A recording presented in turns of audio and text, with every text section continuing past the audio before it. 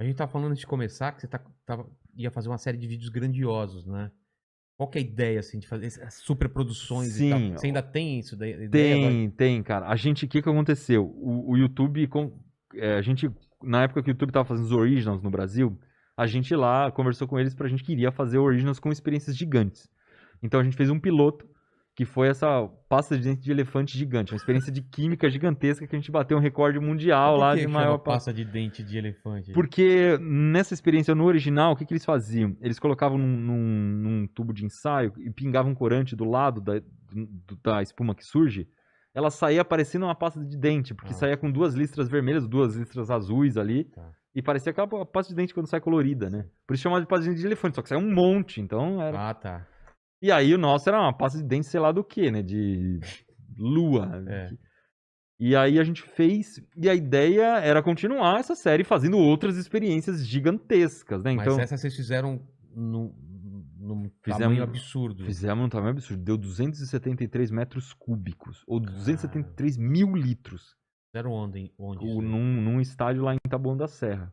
E aí isso é bizarro, Com sei lá, drone acho que drone filmando. filmando, acho que deu 18 metros de diâmetro o tamanho da calota que formou lá de espuma. Foi Caramba. muito louco, cara. E aí a gente tinha vários outros planos de fazer experiências gigantes que, por causa da pandemia, teve que dar essa freada, mesmo que a ideia, e que isso aconteceu na Pasta de Elefante, era convidar a galera que assiste Manual do Mundo pra ir assistir É. ao vivo. Então foi. Nessa Pasta de Dente foi uma galera, foi umas 50 pessoas lá. E aí eles participaram da experiência, ajudaram a puxar as cordas na hora de misturar os ingredientes e tal. Foi mó legal. Putz. E é emocionante pra caramba. Mas a gente tá esperando passar, meu, porque tem várias experiências, seria muito legal fazer gigante, Tem né, cara? alguma que você pode falar? Já que... Imagina só, a gente fez uma vez uma ponte de Da Vinci, que são um monte de madeira solta que você junta e forma uma ponte. Ponte da Vinci é um estilo de ponte? É uma ponte que o Leonardo da Vinci inventou, que seria uma ponte que você consegue carregar numa carroça, na época do Leonardo da Vinci, uma É. carroça, né? Na hora de atravessar um rio, você monta aquela ponte na hora, porque você só encaixa as madeiras sem cola, sem prego, sem nada, e Caramba. passa por cima. Eu falo, pô, por que a gente não faz uma ponte da Vinci pra passar um caminhão, né? É. Uma ponte da Vinci de respeito, assim. Porque a gente fez no Manual do Mundo uma pequena, você consegue subir nela a pé e É. tal, mas... Pô, por que não faz uma Ela fica imensa? retinho ou ela tem uma. Não, ela forma um arco. Tá. E dá medo, né? Porque você só encaixou as madeiras. Aí É. você sobe, a nossa deu, sei lá, 1 metro de altura, mais ou menos. Elas são quadradinhas ou arredondadas? Eu fiz com um pedaço de eucalipto. Ah, tá. Comprei aquele pontalete de construção. E aí se você tem que dar uma desbastada nele pra uma madeira encaixar na outra. Tem os encaixes, tudo Tá. certinho. Então essa era uma das ideias. A outra é o nosso submarino. Ele é quase o menor submarino que existe. No Guinness tem o menor submarino do mundo. O nosso é muito próximo, cara. Falta, sei lá, 60 quilos pra ser o menor. Então, pô, a gente queria muito diminuir o nosso submarino pra bater o recorde do É. menor submarino de todos. Isso também tá no Tá na radar lista. ali, tá na lista. Mas com o nosso, acho que a gente não consegue tirar um pedaço dele pra fazer, porque não dá mais pra mexer, não. É, a estrutura já tá Teria que pronta. construir outro. Então essa é uma das coisas que tá no radar ali que a gente quer fazer também. Então tem uma série de coisas mais malucas. Hovercraft era uma coisa que a gente tava na nossa lista também. Hovercraft qual que é mesmo? Hovercraft é aquele barco que que embaixo dele ele solta ar. flutua, né? Ele flutua tanto na terra quanto na água. É, eu só vi na água. Não confunda com o barco, aquele Ah, barco ventilador lá, o aerobarco. Flórida, que tem aqueles caras. É, Não que o isso. cara caça crocodilo. Não. Aquilo também flutua, não? Não, ele não flutua. É, flutua na água, mas É. ele não flutua na terra. Ah, tá. O que é aquilo? Ele é um barco que ele não tem quilha, né? Ele não tem leme embaixo. Então, chama chapona com um baita de um ventilador atrás, com uma hélice ali. Sei. E aí acontece, quando você tá no pântano, você tem lugares muito rasos. Então ele consegue entrar nesses lugares muito rasos e até entrar um pouco no capim ali, de repente, e consegue manobrar. Porque ele manobra com um leme atrás, ou você gira o próprio ventilador, ou você coloca um leme atrás do ventilador, pelo vento você dá a direção do barco. O hovercraft não é isso. Ele tem um colchão embaixo que infla e começa a soltar ar por baixo. E na hora que ele solta ar por baixo, sabe aquela mesa de air hockey? Sei, Que é uma fichinha assim, que ela Sei. desliza Utiliza loucamente. pra caramba, é. O hovercraft ele desliza daquele jeito. Então Ele tá em contato, então? ele perde contato com o chão. Porque ele tem um colchão. Ele forma uma camada de ar entre ele e o chão, tá. ou entre ele e a água. Fininho. ou é- Finíssimo, finíssimo. Você não consegue ver ele flutuando, né? Ele é um contato, às vezes raspa, tá? Não é uma coisa muito perfeita.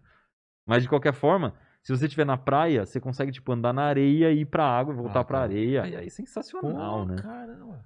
E tem uma galera que faz em casa e tal. A gente queria fazer o nosso, que pode ser um É projeto muito de próximo. complicado a parte tecnológica do negócio? Cara, eu acho que é bem mais fácil que um submarino. Ah, sim.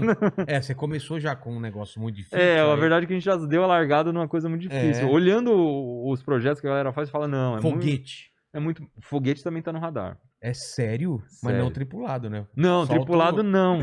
Mas o que acontece? Colocar um anão lá e... O Arthur, que é esse engenheiro que trabalha com a gente lá, também, ele fazia parte de uma equipe de foguete lá da USP. E eles participavam de competições de foguete. Essas competições universitárias, tal, que o foguete sobe quilômetros de altura. E, pô, é legal de fazer um foguete que sobe Uma câmera nele, né? A gente já soltou aquela cápsula pra estratosfera, sabe? Não. Você pega um balão de hélio ou de hidrogênio, Sei. e aí você pendura qualquer coisa nele e solta. Ele vai subir, cara, mas assim, tipo 20, 30 mil metros. 1000 quilômetros não, né? 1000 metros.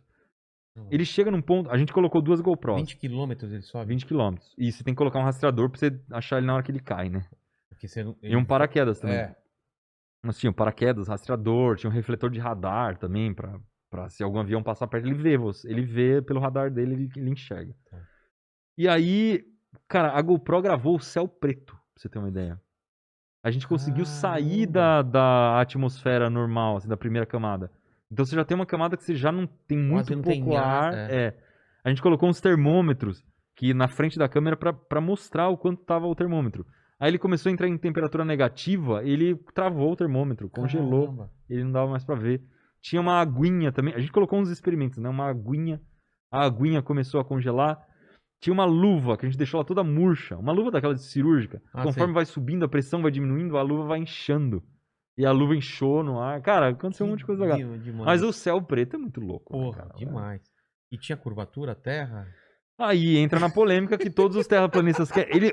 Os terraplanistas pegam esse vídeo pra provar que a GoPro distorce o horizonte. Porque a GoPro ela é olho de peixe, então o que acontece? Se ela estiver mirando muito pra cima, a Terra fica uma bolinha. Se ela estiver mirando pra baixo, forma uma curva ao contrário nas bordas. Então não dá pra ver de fato a curvatura pela GoPro. Você teria que mandar uma câmera que não tem essa distorção.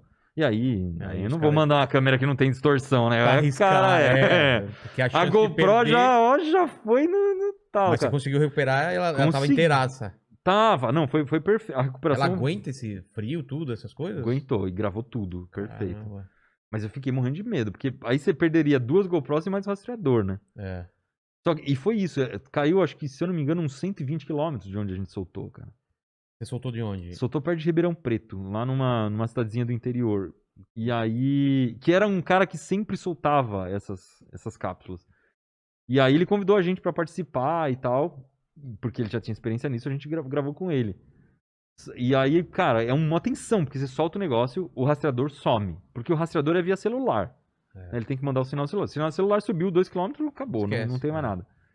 E aí você fica horas com o negócio sem sinal nenhum.